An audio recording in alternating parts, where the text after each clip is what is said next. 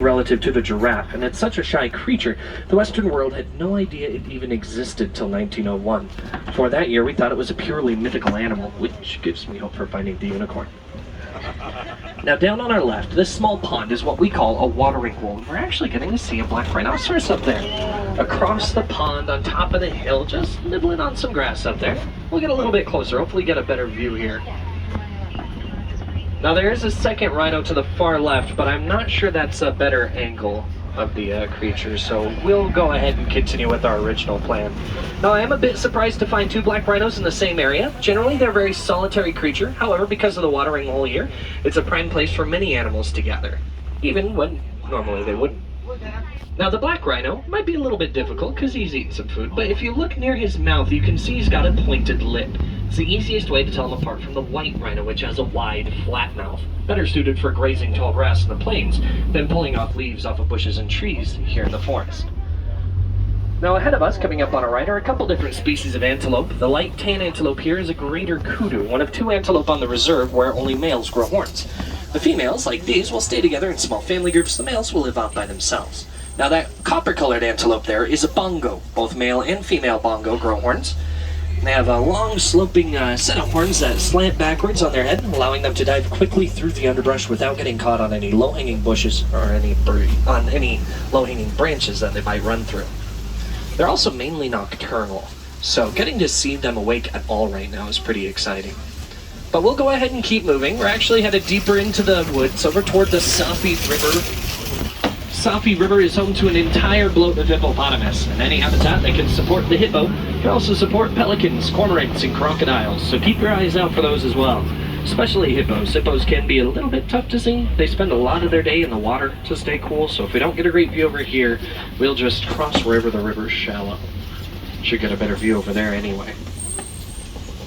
I see a couple hippos here on the right, just taking a nap down there. Now hippos, like the bongo, are mainly nocturnal as well, so I'm not surprised to find them just kind of snoozing underwater. They can also hold their breath for up to 8 minutes at a time, and they're one of very few mammals that will fall asleep underwater and bring their nose up for air automatically. There's a few more hippos. They're on our left. I'm going to pull forward. We'll make a quick stop over here for you. Now they're surprisingly graceful in the water, hippos are. It's probably how they got the name hippopotamus. In Greek, the name means river horse. And it's actually because of these hippos that other animals, like the pink-backed pelicans over there, can live here in the river. Hippos will eat lots of vegetation. They'll return to the river and leave their droppings all over the place. This attracts bugs and fish, which are eaten by birds and other animals, so it creates an entire ecosystem just because the hippos decided they wanted to sleep here. Now the pelicans there, those are pink-backed pelicans. They are the smallest pelican species, and the only ones known to make nests in trees. That's why even though those trees had been broken apart for quite some time, they'll often be seen making nests in them. As we round the corner, just keep your eyes peeled down to the left. Might be a few more animals down there that I might not be able to point out. Kind of a sharp turn after all.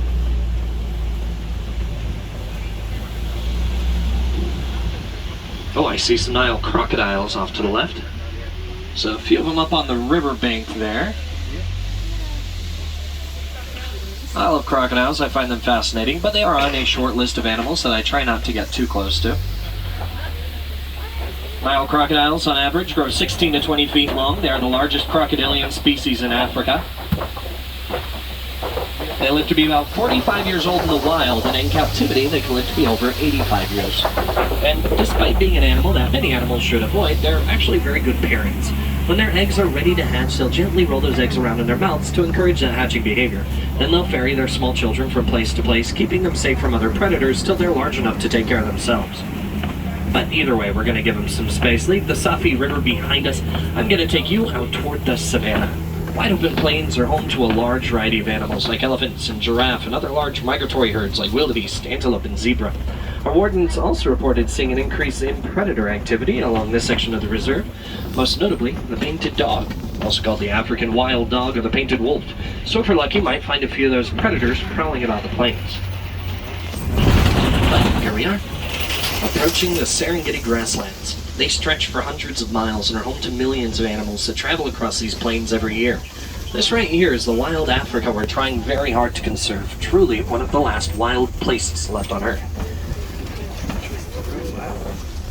Now, moving about in the open, I'm seeing quite a few creatures ahead of us on the left. Seeing some zebra, some giraffe, saw some springbok back in the corner. I'm going to try my best to get as close to all these animals, but keep those cameras out and ready, because it seems to be there's a lot of activity up ahead. So the giraffe, of course, are some of the tallest land animals alive. These ones here are specifically Maasai giraffe, named after the Masai Mara area here in Kenya, where they're originally found. While their spots might look very similar, however, no two giraffe patterns are the same, as different as our own fingerprints, and that's how they tell each other apart. In fact, the same can be said for the zebra's stripes as well. Within an hour, a baby zebra can identify their parents' markings from the rest of the herd. Oh, yeah. In fact, speaking of babies, up ahead, There's very Dash. close to the road up there, I see a mother and a baby zebra over there. Baby zebra's name is Dash, because he likes to get up and run around a lot. He's about, I think, 3 to 4 weeks old. Within about 15 to 30 minutes, a zebra can stand, walk, and run with the rest of the herd. So even though he's still very young, he's very sure of himself and very sure-footed. We'll get closer to him here in a moment. Now, the rest of the zebra here are also Hartman's mountain zebra. They're the least territorial zebra species, which might explain why they're hanging out with the giraffe here. Usually zebra are a little bit territorial. They can bite, bully, and kick other animals to make them leave their area. But these ones here, well, they don't mind. Now, as we're getting closer to the baby zebra, take a quick glance to the left. I see some painted dogs lying down back by the bamboo. Now, the painted dogs are the most successful predators of mammals in Africa. The painted dogs will chase their prey till their prey drops from exhaustion and can't run any further, and that's what makes the painted dogs so successful. Now, I love the painted dogs, but I also like hyenas. So if you want to see hyenas, visit a little bit later at night. A lot of people will confuse the two for each other, but they're actually not related. Now, here's the baby zebra on our right here. Looks a little sleepy.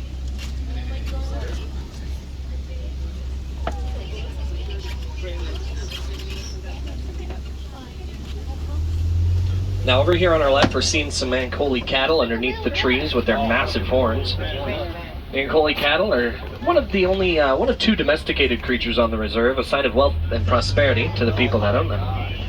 Also see some springbok. White bellies, tan backs, dark stripe down their side. We call them springbok because they can spring up in the air 6 feet up and 13 feet forward in a single jump. I'm also, like the baby zebra, I'm a bit surprised that they're so close to our vehicle here.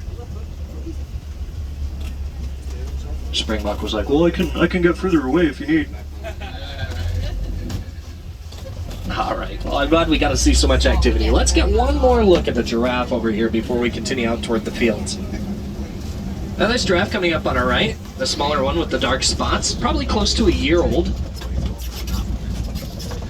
Now here in about a year or so, this giraffe will no longer be considered a baby, be considered an adult. You can see they're already very tall. In fact, at birth, a giraffe will stand about 6 feet tall and weigh about 150 pounds.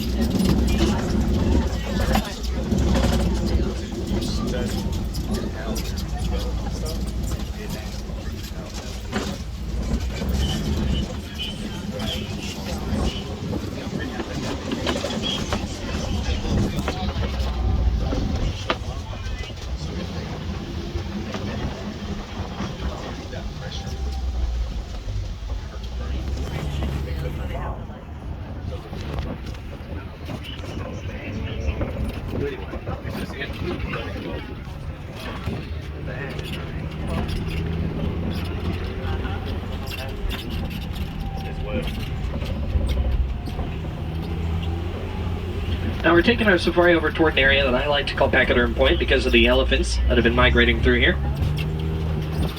With any luck, we'll get to see some of those elephants, or at least find out where they're traveling next. Very large creatures, generally leaving very large trails behind them.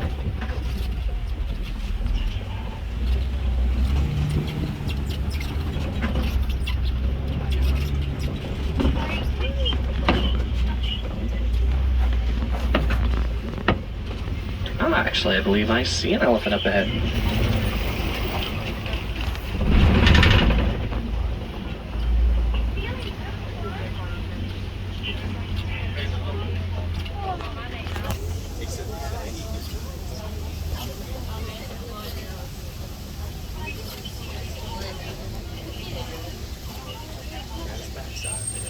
This elephant on the right, probably a young male, old enough to have left his original family group, but not quite old enough to for us to call him a bull elephant yet.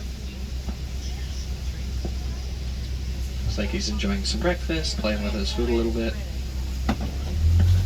But that means the rest of the family group might be somewhere nearby, so what we're going to do here, instead of taking a left like we're supposed to, we're going to go ahead and stick to the right, even though technically both these roads are closed. This road's closed for obvious reasons. There's not a road there anymore. But I guess I should explain about the road in front of us. You see, the wardens claim the bridge of it is cursed, but every time a fire truck like this one turns across, bridge falls apart and then it'll reform itself to look like nothing ever happened, so it might claim another victim. But I don't believe in ghost stories, so we're gonna cross it anyway. Besides, this bridge looks safe. What's the worst that could possibly happen?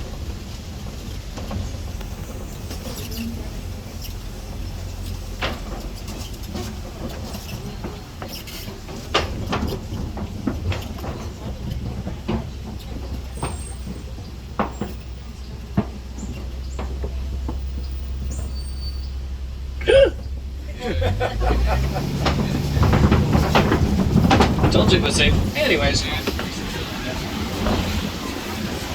Looks like we're approaching some red clay pits. Elephants love to eat red clay. Gives them a lot of vitamins and minerals they might not get elsewhere in their diet. I'm actually seeing quite a few fresh tusk marks here, and I believe I can make out some footprints leading off to the left. There's a few elephants just on the other side of the ridge here. Now, a herd of elephants will generally consist of adult females and their children. They'll be led by the matriarch, the largest, oldest, and wisest of the females, who takes her family across the savannah year after year, teaching all the young elephants everything they need to know about survival. I thought I saw a very young elephant just on the other side of the boulders here. Let's get a little bit closer, see if we can get a better view of her.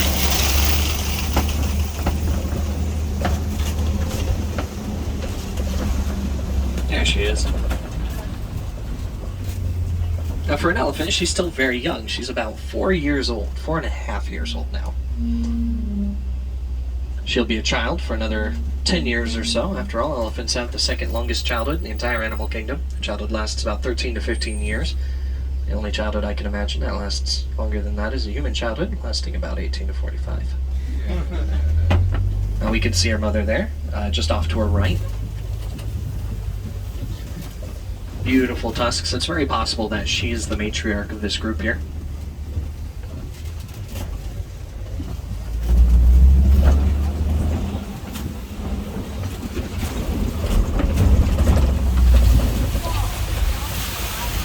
And now we're approaching some greater flamingos. Greater flamingos are some of the biggest flamingos in all the world. They've also got a lot of babies with them. If you look very closely at the island, you might be able to see some of those fluffy gray fuzzballs near the feet of the adults. While the adults like to honk, the babies like to squeak. Greater flamingos get that pink color from the beta-carotene found in the shrimp they eat. If you see them with their face in the water, upside down, bobbing back and forth, that's how they filter feed for the shrimp they eat. And a group of flamingos is called a flamboyance. So we're looking at a fluffy-feathered flamboyance of fabulous flamingos. Now, you'll notice some of the adults have a little bit of gray in their neck. Means they're still fairly young. While they might not be babies anymore, they're not quite adults yet. Now, the area up ahead of us is one of my favorite areas to drive through. This is the last place I was lucky enough to see. Those animals up ahead. Looks like a mom and a baby rhino running around. I'll see if I can catch up to them. After all, they're not terribly territorial. They actually don't mind us getting close to them. However, they can run 35 miles an hour. Our truck can move 8. Now that baby rhino, he's not quite a year old yet. His name is Ranger. You can see he's staying very close to Mama Rhino there. He's very excitable, loves to run around, he's very independent, likes to play fight with all the adults. So, all in all, he's a pretty normal baby. You can see Mama here. She's very protective of him, but she's not really worried about our trucks. She's had another baby before him, so she understands how we behave around the two. But he's got a lot of energy, and I think today she's mostly going to be keeping up. You can see they're all covered with mud, ready for the day. Staying cool, stopping the bugs from biting them. So while their skin is very thick, it can be very sensitive, and they like bug bites just about as much as we do. Now this hill on our left, this is actually the last place I saw the cheetah, so keep an eye out up there. Oh, I see one of our wardens up walking around, so I doubt very much that there will also be a cheetah over where they're at. Our wardens are very safe that way, very peculiar about the animals they get close to. However, it's actually because of our wardens that we're able to take such good care of these creatures. Right now, she's probably making sure this area is safe and ready for those cheetahs. She might be dropping off some extra enrichment for the animals. Make this area as welcoming as possible to them. Now, cheetahs are an interesting cat. They're technically considered a big cat, but they are the smallest of all the big cats. They're the only feline that does not have retractable claws, and while they are the fastest land mammal alive, they can only hold their sprint for a couple hundred yards. After that, they get awfully tired and have to cool down. So they prefer chasing small prey, which is a problem for farmers out here, because cheetahs will often go after goats and sheep. So farmers have started training large dogs like the Anatolian Shepherd and the Kingle dog, help scare away cheetahs without hurting them. That way the cheetahs are safe, but so is the livestock. One of the many ways we humans are learning to thrive around animals without necessarily cutting into their territory. Now here on the right we're seeing some ostrich, including an ostrich that's very excited. Experiencing a little bit of a spin out, I guess.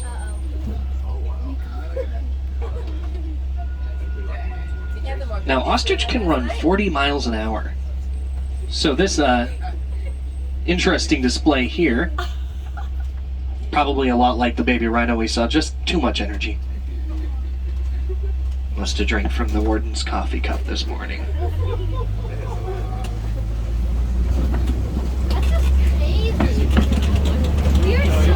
And that's why if they're ever frightened, they're not going to bury their head in the sand, they're just going to get up and run away. They can run 40 miles an hour, and if they ever got backed into a corner, their kick can fend off most predators.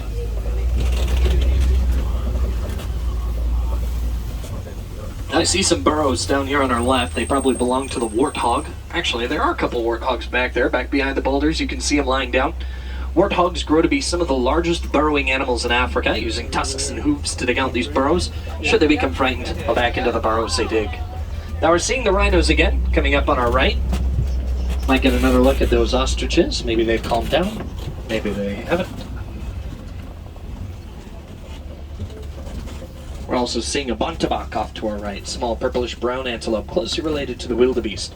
Though while the wildebeest might migrate in the millions, the bontebok were almost declared extinct at one time. Thankfully, that's no longer the case. Because of protection on reserves like this, the numbers have improved significantly. Where there were once about 20, there are now over 20,000.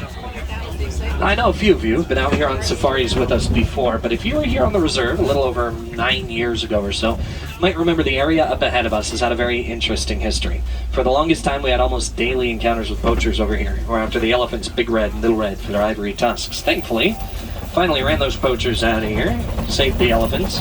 Shortly after, we saw zebra and haddocks and oryx migrating through here, but these days the most we're going to see is our warden's house.